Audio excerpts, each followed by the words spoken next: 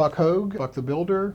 We are a design build renovation company in Bryan College Station, Texas. The fundamental things that y'all really taught us is the importance of identifying that targeted client. When you compare what our gross revenue was in the year that we first joined Aspire, or maybe the year before, versus where it is now, we've really kind of gone from like doing about $600,000 in revenue to $1.7 million in revenue. And that in and of itself may not seem like a huge jump. The proof is in how many jobs that we've had to do in order to get to that 1.7 prior to us joining, or the kind of overlap year of us joining, where we did like $700,000 in revenue. I think we might have done that over the course of 90 plus projects, versus last year doing 1.7, we did that just with just over 30 projects. I was taught, just like a lot of people, it's like, you look at a project, you say, okay, it's gonna take me this many days,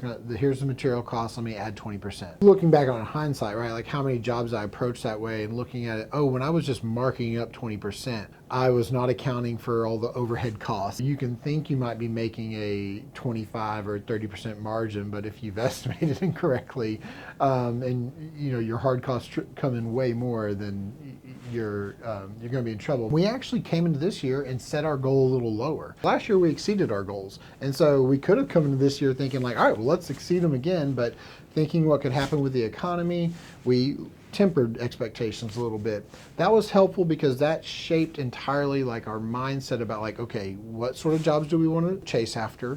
What sort of jobs do we want to prioritize? We're already on track to actually do better than we did last year. So I say all that because one of the biggest benefits that I feel like Aspire has brought us is through helping us build our business around this mindset of margins and targeted leads. We've also built a business model that I think is a lot more recession proof. I think there's a difference between working for yourself and working to build a business. I think a lot of people in our industry think they're building a business, but actually they just spend 4 to 5 decades working for themselves. And the proof is in the fact that when that day comes that their back no longer allows them to do the work, or they're just tired of doing the work and they hang up their tool belt, their business is done with them. God forbid if there were people actually working for them at that time who are relying upon that income, they've got nothing to show for it. That is something that is a huge motivator for me. My goal is so that